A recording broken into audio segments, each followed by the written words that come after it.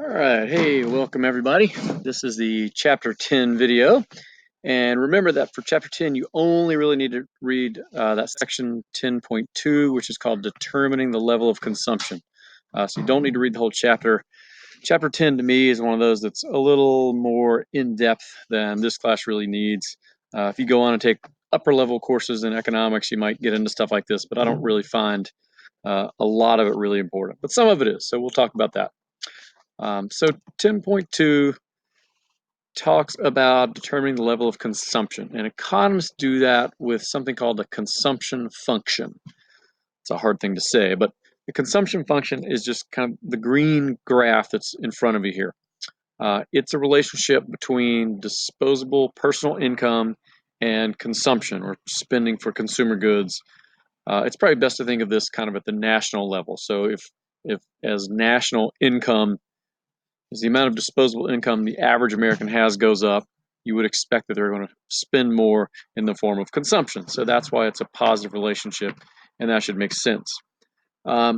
Economists kind of use terms a little bit differently from other people. So we basically assume that there are only two things you can do with your money. You consume it or you save it.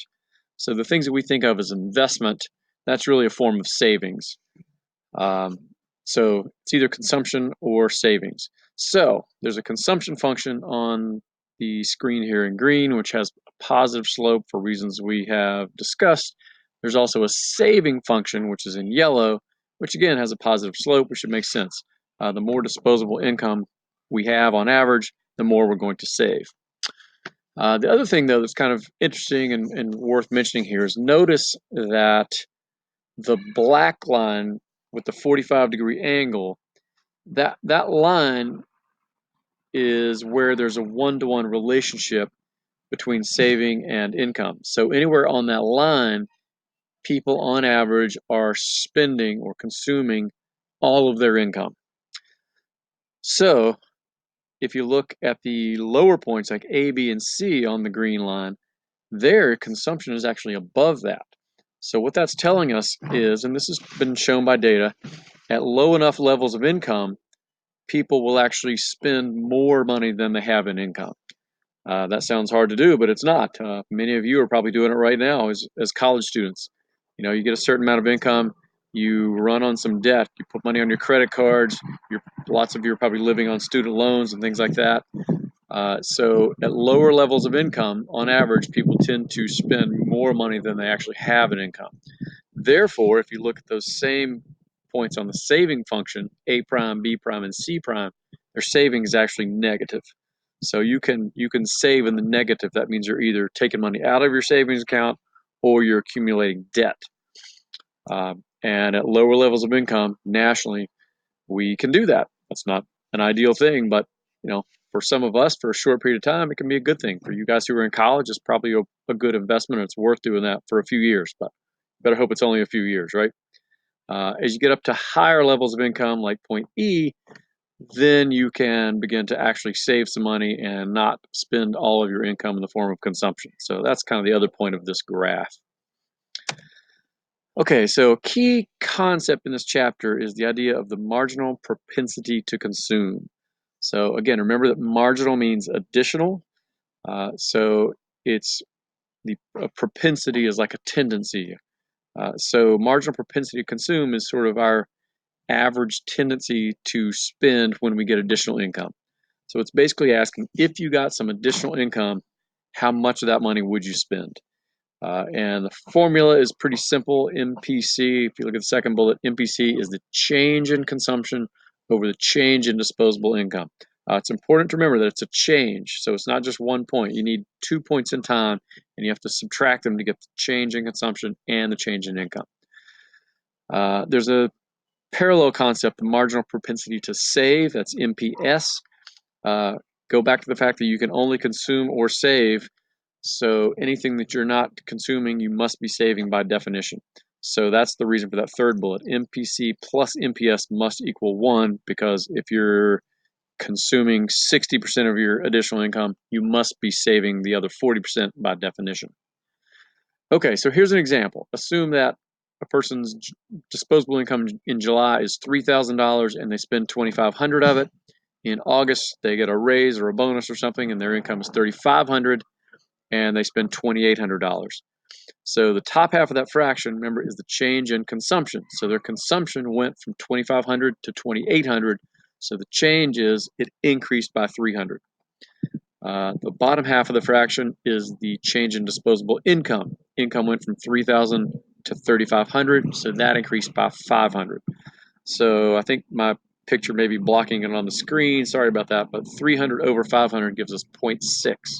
So marginal propensity to consume for this person over this range is 0.6, meaning when they get additional income, they spend 60% of it. Therefore, we know they must be saving the other 40% of it. So that's how you calculate marginal propensity to consume, and that has several important implications that hopefully we'll get to talk about. Okay, well, it turns out if we go back to the consumption function, the slope of that consumption function is the marginal propensity to consume. So this is the same graph you saw on the first slide. I think this is looking at the change from point C to point D, and the change in consumption over change in income is 400 over 500, or 0.8, and that is exactly the slope of this line. So I don't know. Pay attention, look at the graph. Hopefully that kind of makes sense. You know, the rise over run is basically the same as change in C over change in Y on this particular graph. So again, if the slope is 0.8 or the MPC is 0.8, the MPS must be 0.2. Hopefully you understand why. Again, that's because those two must add up to 1, because we assume there are only two things you can do with your income, either consume or save. Okay, now, just like with demand, there is a difference between a movement along a curve and a shift of a curve. So we're again looking at the consumption function here. A movement from point A to point B is a movement along a curve. So that would happen if the country's disposable personal income increased. And as it increased, consumption increased. That would move us from point A to point B along C1, the same consumption function. The second graph on the right shows a decrease of the entire, a negative shift of the whole consumption function. That might happen due to a decrease in real wealth, say a recession and people had less income, or pessimistic negative expectations of the future might make people stop spending and start saving more and kind of saving for a rainy day. So that's a shift of the consumption function. That's the difference between a movement and a shift. Okay, I think we're almost done here. So yeah, just a little silly cartoon which speaks for itself, but I just can't help but take this opportunity to say that there's a movement among economists. For many years, we have talked about consumers. All of our discussion of the market talks about consumers. And there are a bunch of economists, and I'm one of them, who would like to see us get away from that.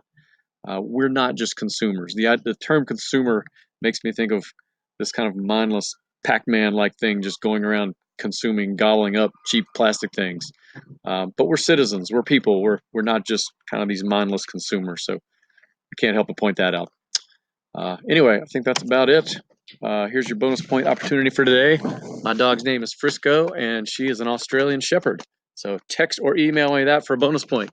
And if you want to meet her, there she is. Say hey, Frisco. All right, that's all. Thanks.